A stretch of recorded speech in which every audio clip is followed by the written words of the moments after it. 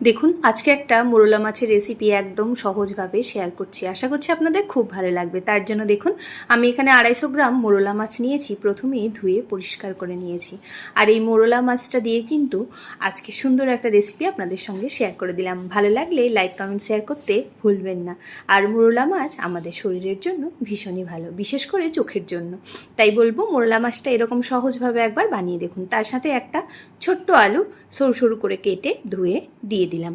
এবারেই একটা মশলা বানাবো। তার জন্য দেখুন একটা মিক্সিং বাটি নিয়েছি, তার মধ্যেই দিয়ে দিলাম পেঁয়াজ, রসুন, জিরে, গোটা জিরে দিলাম, গোটা সর্ষে, আর দিলাম ঝালের জন্য কয়েকটা শুকনো লঙ্কা। আপনারা ঝালটা যেরকম পছন্দ করবেন সেই অনুপাতেই শুকনো লঙ্কাটা দেবেন। আর একটু লবণ দিয়ে বেশ ভালো করে একটা পেস্ট বানিয়ে নেব।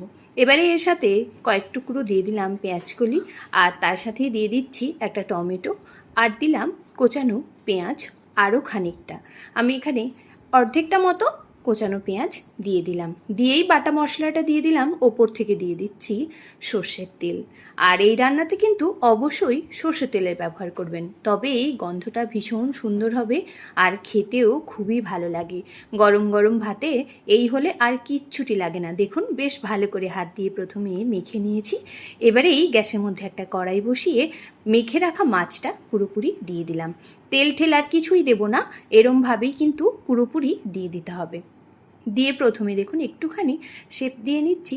তারপরেই ঢেকে 10 মিনিট একেবারেই লো ফ্লেমে রান্নাটা করে নিতে হবে। ওপর থেকে দিয়ে দিলাম আগে থেকে ওই মিক্সির যে বাটি ধোয়া জল, সেটাই অল্প একটুখানি দিয়ে দিলাম। তবে খুব বেশি জল দেবেন না, সেক্ষেত্রে কিন্তু খুব একটা টেস্ট ভালো লাগবে না। ওপর থেকে সুন্দর একটা গন্ধ হবে, তাই কয়েকটা কাঁচা লঙ্কাও দিয়ে দিলাম।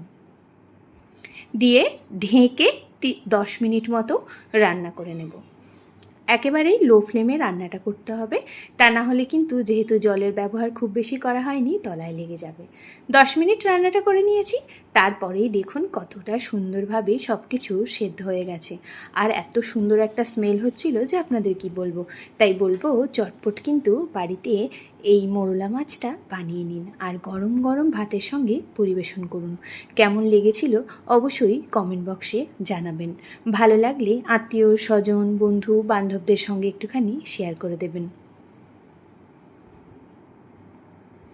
দেখুন কতটা সুন্দর হয়েছিল।